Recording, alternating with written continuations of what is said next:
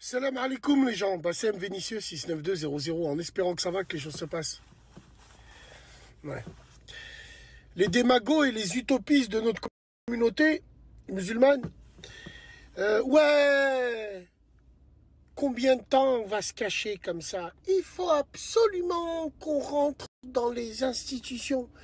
Il faut absolument que notre religion soit plus représentée. En gros, faut absolument que notre religion soit prostituée. Parce que moi, je vais vous dire une chose.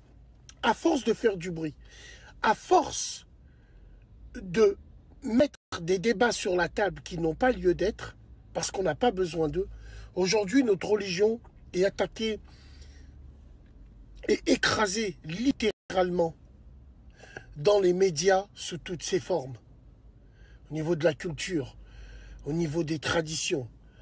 On essaye même de changer des textes ancestraux grâce à votre islam de France. Alors quand je dis l'islam de France, c'est pas les institutions, c'est pas le gouvernement. Eux, à la rigueur, on s'en fout. Non, c'est pas eux qui m'intéressent, moi. Eux, ils suivent une logique sataniste et mondialiste. Non, non, non, non. Moi, je te parle des acteurs de notre communauté qui vont littéralement tapiner sur les plateaux télévision, qui vont littéralement tapiner avec la Vox Populi qui veut humilier et écraser l'islam, notre dîne. Certains diront, oui, mais nous, les premiers, les musulmans, on fait en sorte que notre dîne, il est écrasé. Non, non, nous, on n'est pas stratégique comme ça. On fait des conneries, on fait des bêtises, on s'en rend pas compte. Moi, le premier, je jure, wallah, en insultant, ainsi de suite, mais notre cœur, il est pur vis-à-vis de la religion. On n'a pas de stratégie et on n'est pas satanique comme vous l'êtes. Alors, vous avez vu à Strasbourg, la plus grande mosquée d'Europe qui est en construction. Bon, controverse.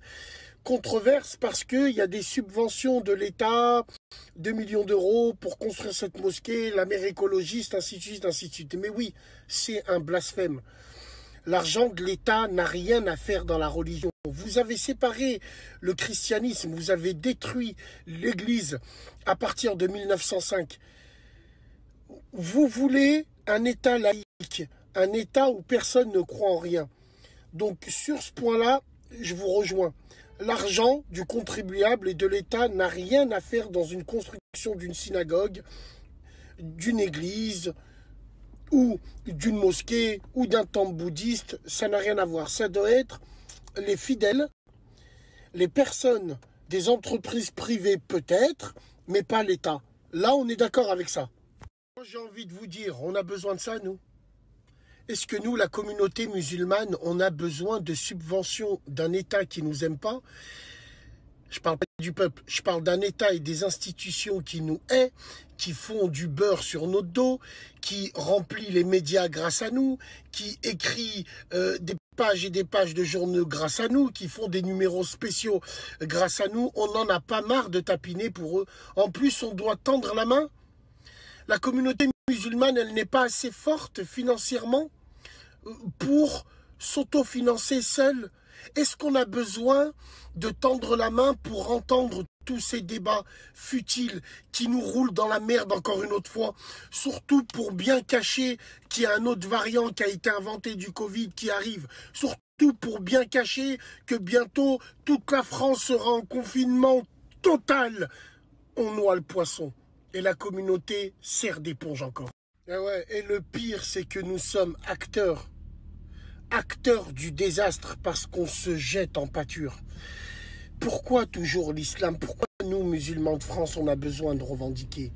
Pourquoi on a besoin de monter en avant? N'écoutez pas toutes ces associations, mes couilles, les descendants directs de cette gauche bobo de merde qui a détruit notre communauté, qui vous dit oui, vous avez le droit de revendiquer, vous les musulmans, vous avez le droit de manifester. Maintenant, il y a carrément des organisations de manifestation contre l'islamophobie. La putain de vos tantes, les merdes.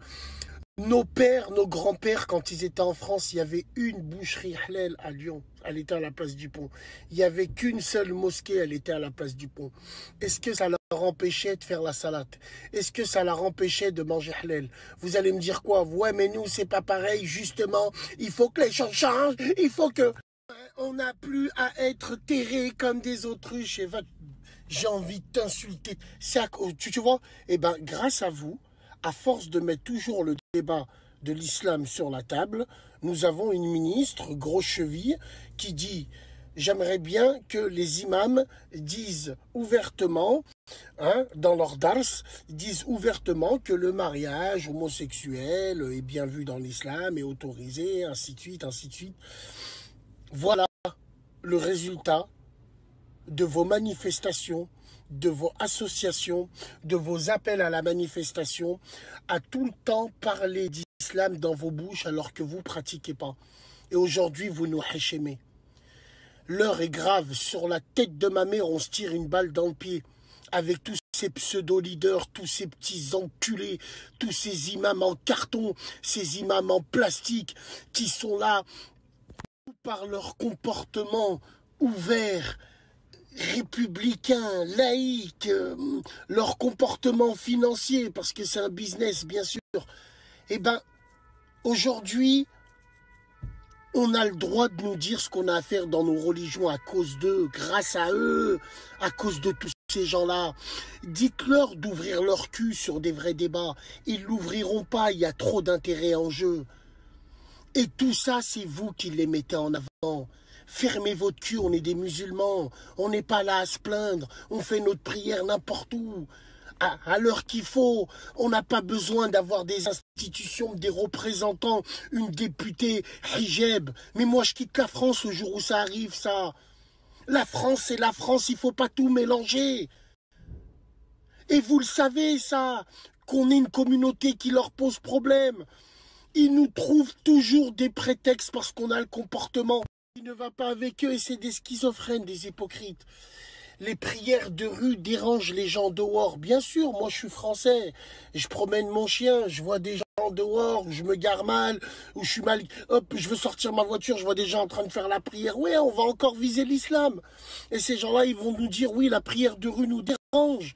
Mais demande à ton grand-père qui collait des timbres pour la Luftwaffe si la prière des indigènes musulmans sous l'occupation dans la rue, elle vous faisait chier à ce point-là.